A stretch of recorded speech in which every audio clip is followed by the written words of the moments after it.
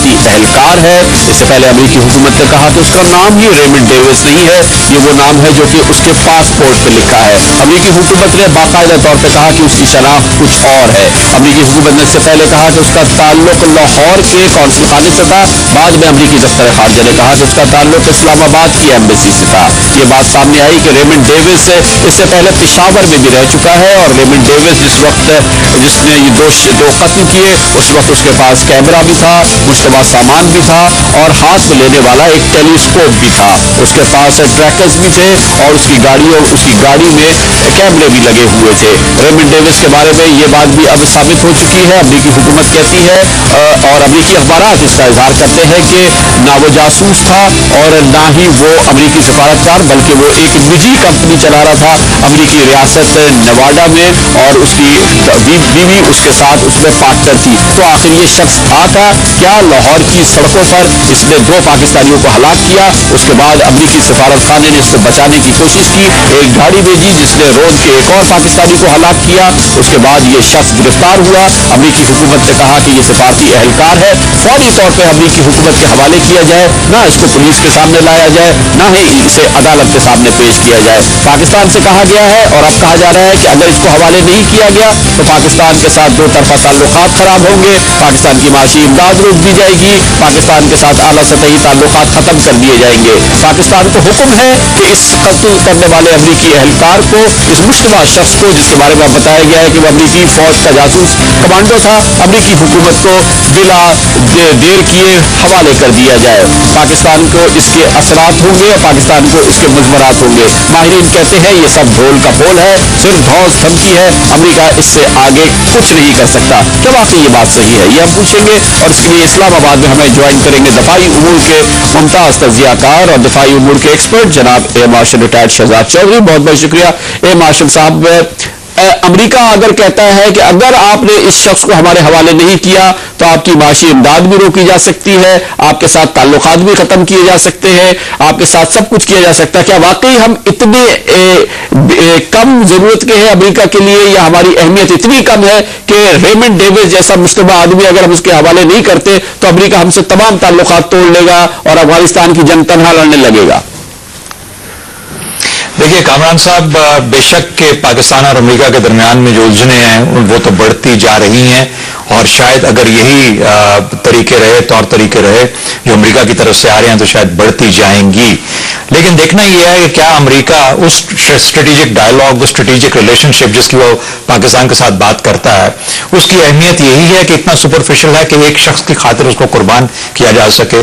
9 سال 10 سال کی جنگ کے اندر $1 خرب اس نے افغانستان میں لگا دیا, اتنے لوگ اس کے مارے گئے, اور جب اینڈ گیم قریب آنے والی ہے افغانستان کے اندر تو کیا وہ اس کے لیے تیار ہے کہ وہ پاکستان کی مدد کے بغیر وہاں پہ اینڈ گیم کو لا سکے, اور جو اس کا پلان ہے 2011 کے اندر اسی سال کے جولائی میں واپس جانے کا, اس کو پھر اس طریقے سے پایہ تکمیل تک پہنچا سکے؟ مجھے لگتا ہے کہ یہ ممکن نہیں ہوگا. آپ فرمائیے گا کہ امریکی ہمارے انٹرسٹ بیسٹ سرو کیسے ہو سکتے ہیں ایک آنریبل قوم کی حیثیت سے, ایک قوم کی حیثیت سے جس کی اپنی بھی کوئی وقار اور عزت ہے, کہ ہم امریکہ کو حوالے اس کو جیسے کہ ہمیں حکم کیا جا رہا ہے اس کو حوالے کر دیں اور مکمکا کر لیں, یا یہ کہ ہم کھڑے رہیں اور قانون کو چلنے دیں اور اس معاملے کو جو عدالتی اس کا انجام ہو اس تک ہمیں پہنچنے دیں؟ ہمارے قوم کے انٹرسٹ کس چیز سے سرو ہوں گے؟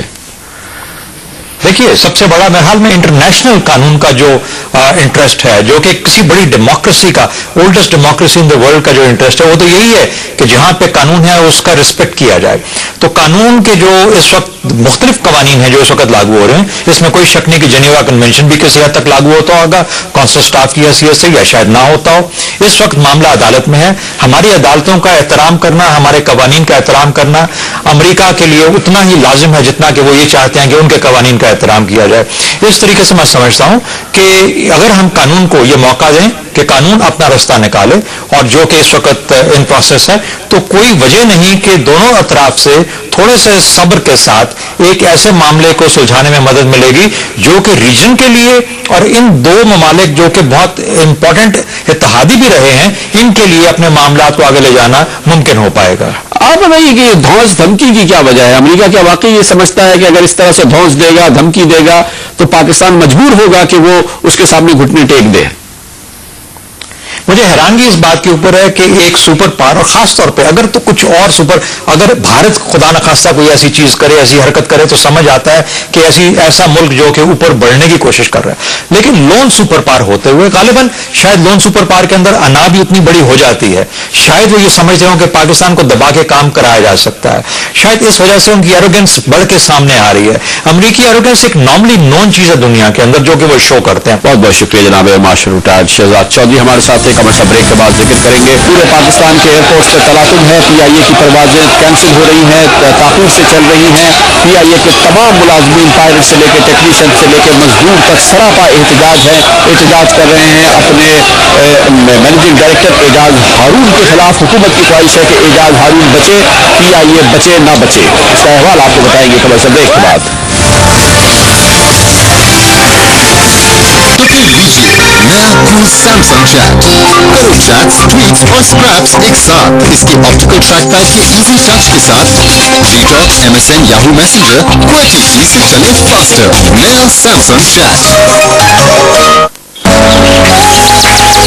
आज जागे हैं सब कुछ नए ढंग से। ताजगी है नई सी हवाओं में, किसी नए मजे में है सब झूमते।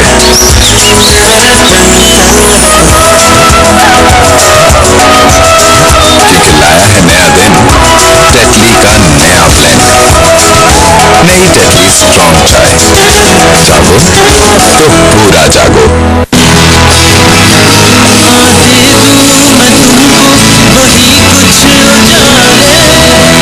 इतना खर्चा क्यों? खर्चा नहीं डैड, सेविंग्स। समझदार ही जानते हैं सिर्फ फिलिप्स एनर्जी सेवर देता है मुसलसल रोशनी और 2500 रुपए तक की सालाना बचत भी। आपने भी सुना होगा कि हेल्थ इज वेल्थ, पर कभी सोचा है क्यों? आज मैं आपको सुनाती हूँ एक घर की कहानी। ये होता था एक खुशहाल घराना, होता था खूब रज के खाना, पर अचानक वेल्थ जाने लगी जब हेल्थ में खराबी आने लगी।